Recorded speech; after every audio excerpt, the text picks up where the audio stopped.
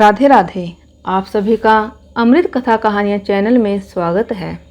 भाद्र मास के शुक्ल पक्ष की अष्टमी को राधा अष्टमी के रूप में मनाया जाता है। द्वापर युग में इस पावन तिथि पर देवी राधा का जन्म हुआ था। पौराणिक कथाओं में बताया गया है कि राधा जी का जन्म माता के गर्भ से नहीं बल्कि वृषभानु जी की तपभूमि से प्रकट हुई थी। ब्रह्मवैवर्त पुराण में राधा जी के जन्म की जो कथा बताई गई है वह इस प्रकार है। राधा श्री कृष्ण के साथ गोलोक में निवास करती थी। एक बार देवी राधा गोलोक में नहीं थी।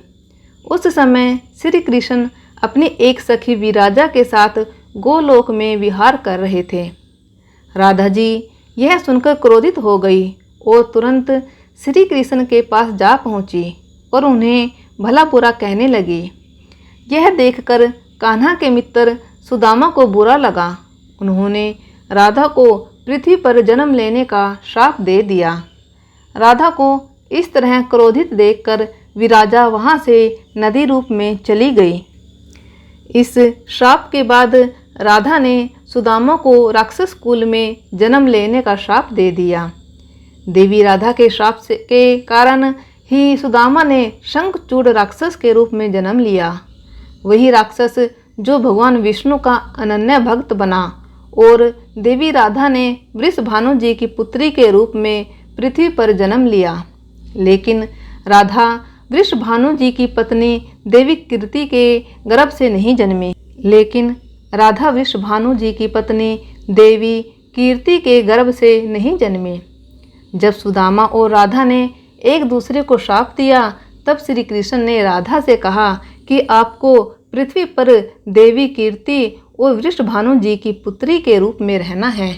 वहाँ आपका विवाह रायन नामक एक वेश्या से होगा। रायन मेरा ही अंशावतार होगा और पृथ्वी पर भी आप मेरी प्रिय बनकर रहेंगे। उस रूप में हमें विच्छोह का दर्द सहना पड़ेगा। अब आप पृथ्वी पर जन्म लेने की तैयारी करें। सांसारिक दृष्टि में देवी कीर्ति गर्भवती हुई और उन्हें प्रसव भी हुआ। लेकिन देवी कीर्ति के गर्भ में योग माया की प्रेरणा से वायु का प्रवेश हुआ और उन्होंने वायु को ही जन्म दिया।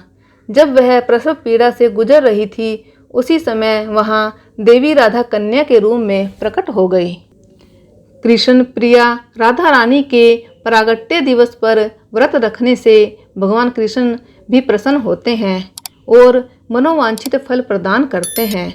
राधा नाम संसार के सभी दुखों को हरने वाला है। मान्यता के अनुसार इस व्रत को करने से